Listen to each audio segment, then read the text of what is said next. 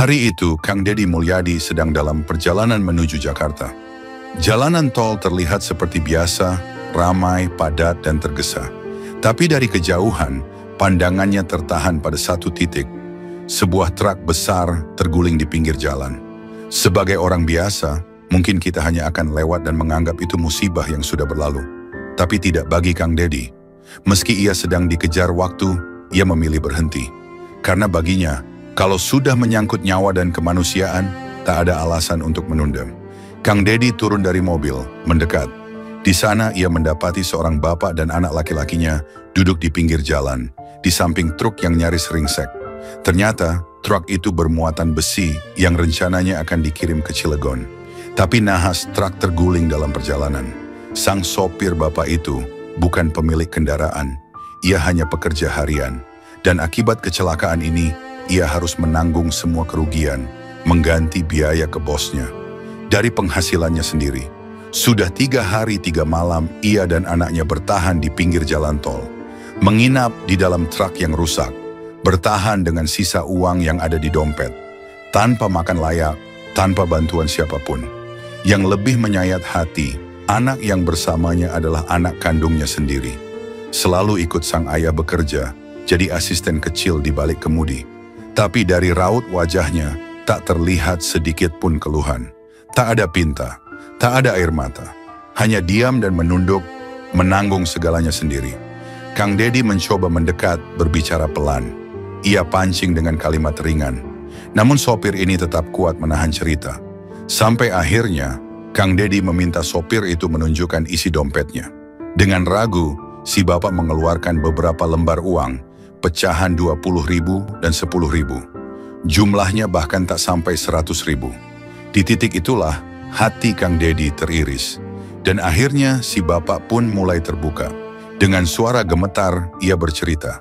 Sudah 3 hari ini ia tak bisa mengirim uang ke istri dan anak-anak di rumah. Untuk makan pun bingung. Apalagi memikirkan biaya derek truk yang tak sedikit. Kang Deddy hanya mendengarkan. Tak banyak kata. Namun diam-diam, ia merogoh sakunya, mengambil segepok uang pecahan 100.000. Bukan untuk menyombongkan, tapi dengan cara yang paling lembut, agar bantuan ini tak melukai harga diri. Lalu, uang itu perlahan diberikan. Dan saat si bapak menyadari, ia tidak bisa menahan diri lagi. Tangisnya pecah, tangis keras, histeris, nyaris membuat anaknya yang duduk di sebelah ikut terkejut. Ia menangis sejadi-jadinya.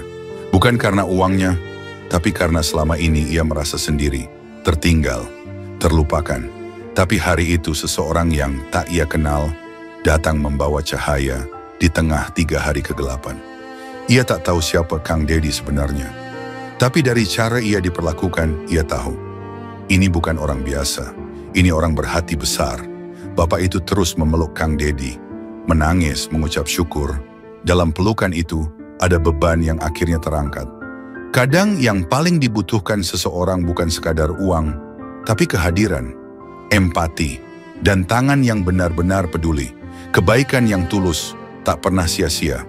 Dan hari itu, Bapak Aing mengajarkan satu hal penting. Bahwa manusia yang kuat bukan yang tak pernah jatuh, tapi yang mau merangkul orang lain saat sedang berada di bawah. Semoga kita bisa meneladani dan suatu hari menjadi alasan seseorang bisa tersenyum kembali.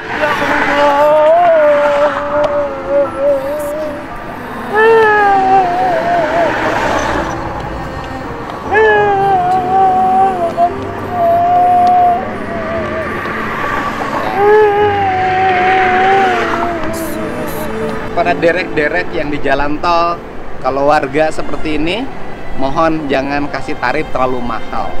Karena mereka lagi mengalami kesusahan, jangan ditambah susahnya lagi dengan biaya derek yang terlalu mahal. Tetap semangat, ya. Ya, Dek, kasih ya. Ya, saya jalan ya. Terima kasih.